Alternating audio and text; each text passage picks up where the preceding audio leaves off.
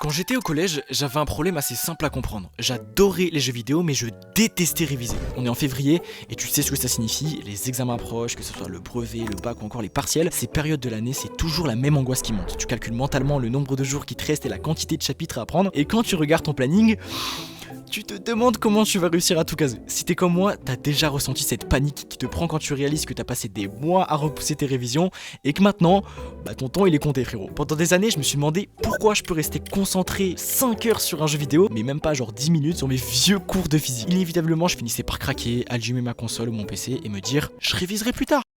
Le pire, c'est que je voyais les examens se rapprocher à grands pas. Chaque jour qui passait, c'était un jour de moins pour me préparer. Et avec chaque jour perdu, mes chances de réussir diminuaient. Puis un jour, j'ai eu cette révélation. C'est pas que j'arrivais pas à me concentrer, c'est que les révisions ne me donnaient aucune réponse immédiate. Dans un jeu, tu fais quelque chose de bien. Tu montes de niveau, tu obtiens une récompense, tu partages des moments avec tes amis. Alors que dans les révisions, tu bosses pendant des semaines tout seul pour aller peut-être avoir une bonne note le jour J. C'est trop loin, c'est trop abstrait. J'ai alors commencé à chercher des solutions. J'ai essayé tout un tas de méthodes, les Pomodoro, les applis de productivité, les récompenses personnelles, vraiment rien ne marchait. Je me souviens alors avoir essayé de me promettre, si je révise 2 heures, je peux jouer 1 heure. Mais mon cerveau trouvait toujours une excuse pour inverser l'ordre. Ok, je joue d'abord, puis je révise. On sait tous comment ça a fini. Et à 1 mois des examens, j'étais au bord de la panique. Je voyais déjà le scénario catastrophe se dérouler, moi bloqué devant ma copie, incapable de répondre aux questions, puis l'échec, la déception de mes parents, puis dire adieu à mes projets à venir. Jusqu'à ce que je tombe sur Spirit Lofi Session. Au début, je pensais que c'était juste une autre appli de productivité. Mais c'est là que j'ai compris que c'était pas une appli.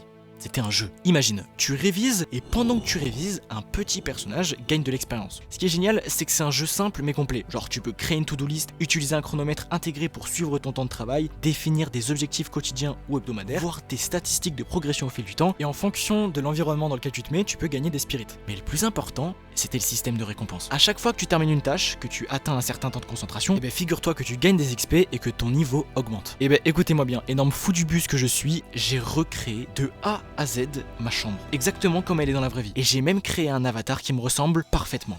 Et bizarrement, ça m'a motivé encore plus. Comme si je travaillais pour améliorer à la fois mon espace virtuel et ma vie réelle. Et là, quelque chose de fou s'est produit. Quand je révisais, je voyais ça comme faire évoluer mon personnage. Je me suis surpris à penser à mes révisions pendant toute la journée. Pas avec angoisse comme avant, mais avec impatience. Encore mieux, au lieu de stresser à l'approche des examens, j'ai commencé à voir cette période comme un défi. Chaque jour était l'opportunité de gagner plus de niveaux. Pour la première fois de ma vie, j'abordais les examens avec confiance. Non pas parce que, j'étais devenu plus intelligent, mais parce que j'avais vraiment travaillé.